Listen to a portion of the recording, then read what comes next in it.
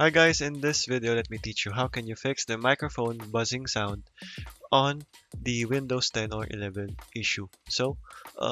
Without further ado, let's get right into it. So go over to the search bar and search for sound settings right here. And once you are here, you should select the input devices, select the microphone that you are having problems in, and all you have to do is make sure to select the troubleshoot here. In that way, Windows will actually fix this issue for you. So you have to select your microphone here, click on next. As you can see, I don't have the problem, so it didn't identify the problem. So there guys.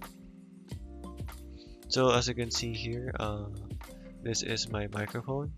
You can then choose to disable and enable it, so that would work. And you can also disconnect and reconnect your microphone from your computer.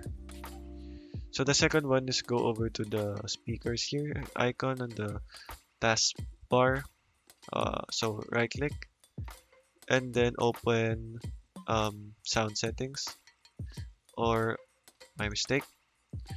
Go ahead and go over to sounds, go over to playback here, recording, and choose your microphone here, properties, and make sure that um, under enhancements, if you have that option, as you can see I don't have that, make sure you turn off any enhancements or effects that are found within this microphone, and then hit apply and hit on OK.